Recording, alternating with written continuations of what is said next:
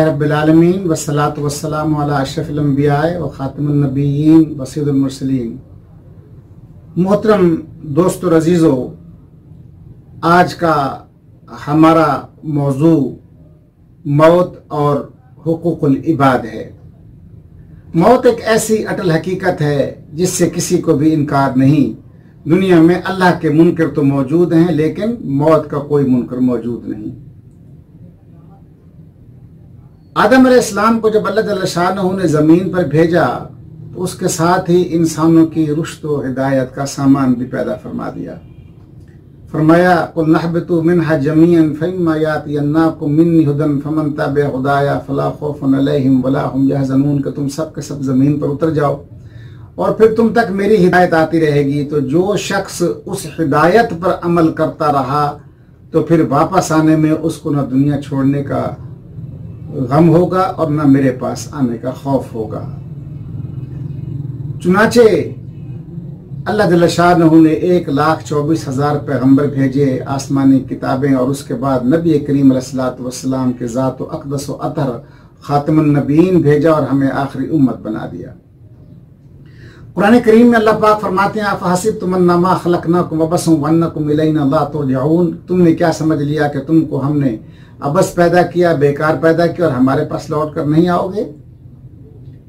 इसी तरह सूरतुल मुल्क में अल्लाह पाक फरमाते हैं अल्लज़ी खलक़ल मौता वल हयाता लियब्लुवकुम अय्युकुम अहसनु अमला, कि अल्लाह ने इसलिए तुम्हें दुनिया में भेजा और मौत पैदा की और अच्छे और बुरे अमाल परखने के लिए कि कौन अच्छे अमाल करता है। मोहतरम दोस्तों अजीज़ों, चंद दिन की ज़िंदगी और फिर करोड़ों साल की आखिरत, और फिर जब उस तक जाने के लिए हमें पता नहीं कितने मराहिल से गुजरना है। मौत की सख्तियां झेलनी है, हमें कब्र में रहना है, आलम बरज़ख में रहना है, फिर यौम हश्र वाले दिन हश्र के मैदान में रहना है, और उसके बाद फिर जो फैसला होगा अल्लाह पाक सब पर आसानी पैदा फरमाए। हज़रत जाबिर अपने वालिद हज़रत अब्दुल्ला से रिवायत करते हैं कि नबी करीम अलैहिस्सलातु वस्सलाम ने फरमाया कि बनी इसराइल के कुछ लोग एक कब्रिस्तान से गुजर रहे थे।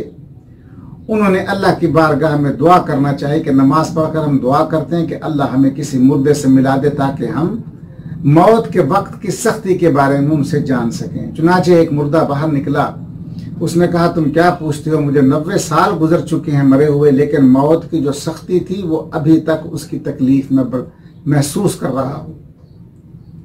सैयदना इमाम हसन रज़ी अल्लाह तआला अन्हु फरमाते हैं कि मोमिन पर मौत के वक्त में इतनी सख्ती महसूस होती है जैसे 300 तलवारों से इकट्ठा उस पर हमला कर दिया जाए या उसको मारा जाए। दो आलम सल्लल्लाहु अलैहि वसल्लम की बारगाह में एक शख्स आया और आपसे सवाल किया कि या रसूलल्लाह सल्लल्लाहु अलैहि वसल्लम, मुझे इल्म की कोई नादिर चीज फरमा दें। तो आपने फरमाया कि नफ्स इल्म यानी असल इल्म तुम्हारे पास कितना है। उसने कहा या रसूलुल्लाह सल्लल्लाहु अलैहि वसल्लम, नफ्स इल्म क्या है। आपने फरमाया तुम अपने रब के बारे में जानते हो। उसने कहा मैं जानता हूँ।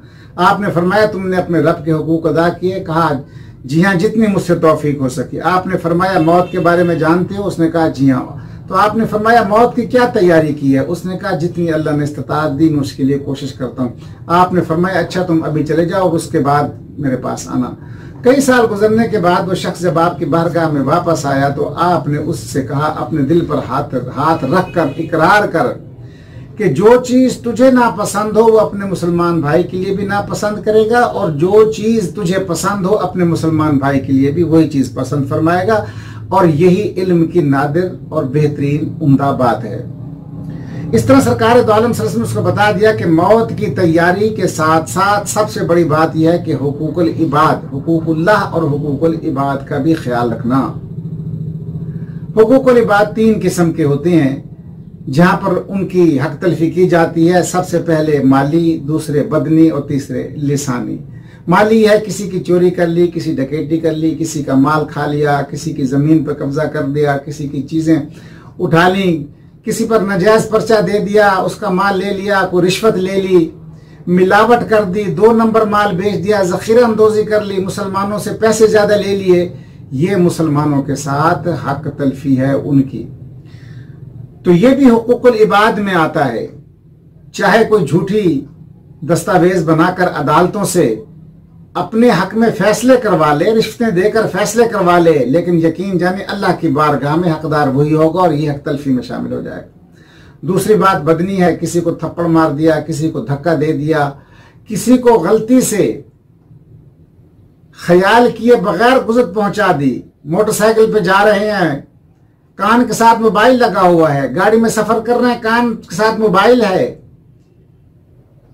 और किसी को ठोकर लगा दी, इरादा नहीं था लेकिन उसको अपहाज कर दिया, उसकी मौत वाक़ होगी, तो ये भी उसमें शामिल हो जाता है। इसलिए कि आपकी गलती की वजह से, आपकी कमी और कोताही की वजह से दूसरे को तकलीफ पहुंची। और तीसरे लिसानी है, जिसमें बेशुमार रूहानी बीमारियां हैं, जिसमें चुगली भी शामिल है, जिसमें गिबत भी शामिल है, जिसमें बोहतान भी शामिल है, जिसमें इल्ज़ाम तराशी भी शामिल है, जिसमें गालियां भी शामिल है, किसी की तज्जील भी शामिल है। तो ये लिसानी है। जब तक ये लोग माफ़ नहीं करेंगे या जिसकी हक तलफी हुई उसको उसका गबन शुदा माल, उसका छीना हुआ माल वापस नहीं होगा, उस वक्त तक इसकी माफ़ी नहीं है। नबी करीम अलैहिस्सलाम की एक हदीस पाक है, आप फरमाते हैं कि अगर किसी शख्स ने नाहक किसी की एक बालिश ज़मीन पर भी कब्जा कर लिया तो क़यामत के दिन सात ज़मीनों का उतना हिस्सा काट कर उसके गले में डाल दिया जाएगा। अब आप खुद सोचें कि उस सूरत में उसका क्या हाल होगा। और फिर ये कि वहां पर यह आलम होगा कि जिस आदमी के पास नेकियां सारी जिंदगियां, हज किए, ज़कातें दी, खैरात दी, सदकात दिए, नवाफिल पढ़े, तहज्जुदें पढ़ी, लेकिन दूसरों का हक मारता रहा, तो ये उसके तमाम के तमाम अमल उस शख्स को दे दिए जाएंगे जिसका हक मारा है। और अगर फिर भी ये पूरा ना हुआ तो उसकी बुराइयां जिंदगी भर की, उसके गुनाह उठाकर उस शख्स पर डाल दिए जाएंगे, वो जहन्नम में डाल दिया जाएगा। कितनी कसम पुरसी और मजबूरी और महकूरी का वो आलम होगा।